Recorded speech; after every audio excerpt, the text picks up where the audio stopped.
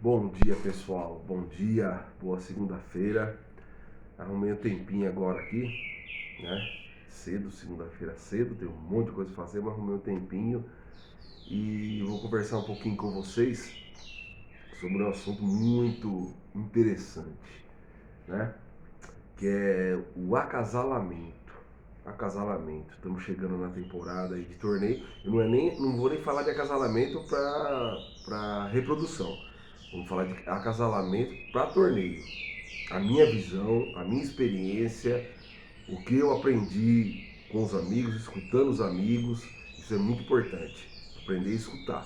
Falar, qualquer um fala. Eu falo, né? Também qualquer um fala. Escutar é muito importante. Primeiro para a gente aprender a escutar, depois a gente aprende a falar, né? E o acasalamento, né? Eu nesses anos de torneio que eu participo, eu vejo que todo mundo fala, não, o passarinho, o macho tem que ter tal fêmea, o macho tem que ter tal fêmea. Só que assim, eu sempre reparando, a fêmea morreu, o macho não aceita da fêmea, o macho não sei o que, o macho não vai mais com outra fêmea, não canta mais, papapá, aquela mesma história que a gente sempre ouve falar. Minhas conclusões, né, sobre esse assunto de fêmeas, de que perde o macho que não aceita a outra fêmea. Eu acho que a gente tem que entender, ler, entender, procurar informações, né? Além dos amigos que têm a experiência de torneio na roda, a gente procurar um pouco mais dessas informações, né? Porque tem muita gente que estuda o comportamento animal. São etólogos, né, que estudam o comportamento animal. Eu aprendi muito isso estudando, não diretamente para pássaros, para bicudo principalmente, mas para cães, né, para entender um pouco a mente dos cães. Então eu fui ler vários livros, várias matérias que me levaram a pensar de uma outra forma. Passarinho acasalado. Joia! É muito difícil a gente acasalar um passarinho. Pô, o passarinho estoura para todas as fêmeas, mas não está acasalado. O passarinho, ele gala 10 fêmeas, mas ele não está acasalado. Nesses meus estudos, nessas minhas andanças pelos livros, pela literatura do comportamento animal. Comportamento animal, quando eu falo de comportamento animal, de etologia, que é o estudo do comportamento animal, a gente tem que ver que é assim, cada espécie tem uma característica, né? Cada espécie tem uma forma de se acasalar, né? Tanto seja nos cães, tanto seja nas aves, tanto seja em qualquer lugar. E se você pegar, né, na natureza e estudar, quase que 100%, não vou dizer 100%, porque eu não sou etólogo, né? Sou um curioso, mas um curioso que gosta de ir bem a fundo do que ele está fazendo, né? Eu não gosto de fazer nada raso. Para mim, essa coisa de fazer coisa rasa não é comigo. Ou eu sei ou eu não sei, e põe ali a qualquer fêmea e vai. Mas eu percebo que lendo e vendo os estudiosos que realmente entendem que, vamos por aí, 90% dos acasalamentos, quem escolhe é a fêmea. É a fêmea que escolhe o macho. E a gente insiste em tentar por o macho escolher a fêmea. A gente escolhe o macho, a gente escolhe a fêmea para determinado macho. Mas não é assim que funciona. Não é, pelo menos isso não sou eu que estou dizendo, isso está nos livros. No final eu vou dar uma dica de um livro aqui, de um cara que eu, que eu li muito e acho muito interessante, tem vários, mas eu vou falar só de um só, né? A fêmea escolhe o macho, não é o macho que escolhe a fêmea. O macho ele vai ter que ter um maior canto, ele vai ter que ter as plumas bonitas, ele vai ter que estar cantando firme, ele vai ter que ter um bom território. Aí a fêmea vai escolher qual macho ela quer. E eu acho que a gente erra muito nisso. A gente pega uma determinada fêmea e soca no determinado macho. E muitas vezes isso dá briga. A fêmea não aceita. Você abre, a fêmea já vai direto bater no macho. Porque às vezes ela quer o canto do outro. Para ela o outro é mais atrativo. O outro tem que ter vamos dizer assim, no instinto dela para procriar, para acasalar, o outro macho é mais interessante. Né? O outro macho ele tem um território maior, ele tem mais comida, a pluma dele está mais brilhante, ele é mais agressivo, independente, aí são características de cada espécie.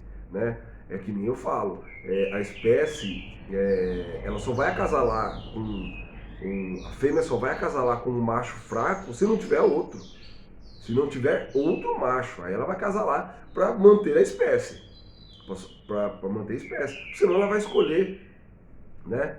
Então eu acho que assim, eu hoje em dia eu não me preocupo tanto com esse tipo de questão. Eu estava conversando com um amigo meu, o Luciano, ele cria azulão, ótimos azulão, excelente, indico, né? E ele falou que ele está colocando 2, 3 fêmeas no mesmo azulão. E isso ficou na minha cabeça, 2, 3 fêmeas no mesmo azulão, né? Falou, pô, mas aí chega no meio da temporada, uma fêmea apronta, o hormônio dela já alterou. Ela vai alterar o hormônio do passarinho também, do macho, que está participando de torneio. Eu estou falando de passarinhos de competição, de alto nível, não estou falando para reprodução, estou falando para torneio. Aí ele está no meio de 3 fêmeas. Ele fica 15 dias em cada fêmea. 15 dias vendo uma, 15 dias vendo a outra, né? Ele vai acostumar com essas fêmeas, as fêmeas vão acostumar com esse macho, né? E provavelmente vai rolar ali uma sintonia, que não vai ser eu ir lá pegar uma fêmea e pôr dentro da sacola e levar o passarinho. Então eu gostei muito dessa ideia, porque sempre tem problemas, a gente vê muito disso. A fêmea aprontou, o passarinho tá choco, porque a fêmea começou a pedir gala dentro da sacola, né?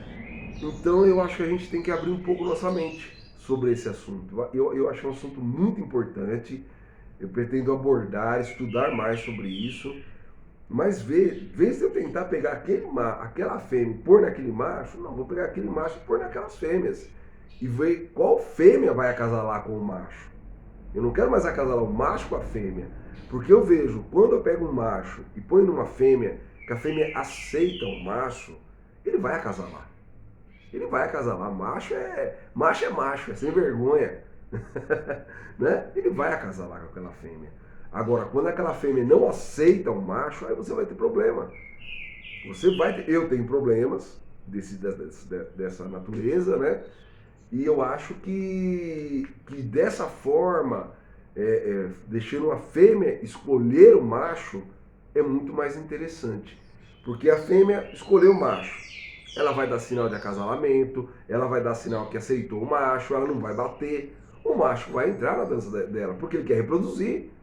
Ele tem outros machos cantando em volta e ele quer ganhar a fêmea. Eu tenho uma fêmea cantando e tem 30 machos. Ela vai escolher qual ela quer.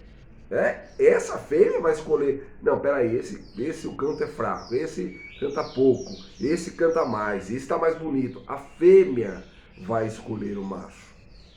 Então, a gente não estou falando que é fácil, não estou falando que é certo e nem que é errado. Eu estou falando que na natureza 90% das espécies, quem escolhe o macho é a fêmea, né? E nós tentamos ao contrário, tentamos acasalamentos forçados, pressa de acasalar, de ir para torneio, e nós não podemos ter essa pressa. Isso só vai atrapalhar. Às vezes você tem uma fêmea, tem 2 casal, e é só trocar as fêmeas, já está certo. E a gente insiste. Então a observação, põe lá, vê como a fêmea vai se comportar perante aquele macho, se ela vai querer agredir, se ela vai querer bater, se ela vai para o outro lado, se o macho vai gostar dela, se eles vão conversar. Isso é muito importante. Isso é muito importante. E eu acho que, principalmente começar a analisar de uma outra forma isso. Porque, peraí, nós estamos falando de uma espécie animal. Vamos falar do bicudo. É um animal. Quem na natureza, quem vai escolher o macho que vai acasalar? É a fêmea. É a fêmea que vai escolher o macho que tem o maior território, o macho que tem mais área para ele criar, para sustentar, para gerar os filhos. Ela não vai escolher um macho corrido, que está lá, que tem uma área pequena que o outro tocou. Ela vai escolher o mais forte. Né? Então, desculpa, eu acho que a gente tem que começar a repensar isso. Que quem escolhe um macho é a fêmea. Né? Então, começar, e por mais. Começar a pegar, põe lá um macho, uma fêmea de cada lado, como que ele vai se comportar, põe a fêmea de longe, põe a fêmea de perto, e vamos analisar o comportamento principalmente da fêmea. Não é só o macho, porque eu acho que se a fêmea escolher, olha, isso é achismo, né? Quem acha não acha nada. Né? Mas pelo que eu estou vendo, os meus estudos, minhas anotações, quando a fêmea aceita o macho, o acasalamento sai mais fácil. Independente se é pintado, se é preto, se perdeu a fêmea, se não perdeu a fêmea. E eu não acredito muito nesse negócio de a fêmea morreu, o macho não canta mais. Não canta mais porque as outras fêmeas não estão aceitando ele. Porque se uma fêmea aceitar ele, a fêmea fala, puta, esse cara é bom, esse cara é legal para ter filhote com ele. Isso é acasalamento, nada mais. O acasalamento, ele é feito para a reprodução. O passarinho não acasala para ir para torneio. Isso aí é coisa de humano. O humano acasala o passarinho para ir para torneio. Os animais não, eles acasalam para reproduzir. Então, a gente tem que ver isso. A fêmea, quando a fêmea aceita e ela começar a dar sinal para o macho que ela aceitou ele para ser o padreador dos filhotes dela, ele vai acasalar. Ele vai entrar no ritmo da fêmea. Não é fácil, a gente sabe que não é fácil, né? Não é uma missão tão fácil. Normalmente a gente tem muito macho cantando no mesmo ambiente, muita fêmea. Isso pode atrapalhar. É que nem eu falei. Se você tiver um casal, é mais fácil você acertar o acasalamento. Porque aquela fêmea ela vai escolher aquele macho, ela não tem opção. E o instinto dela e dele de manter a espécie é muito alto. Então eles vão se entrosar ali, tá, beleza.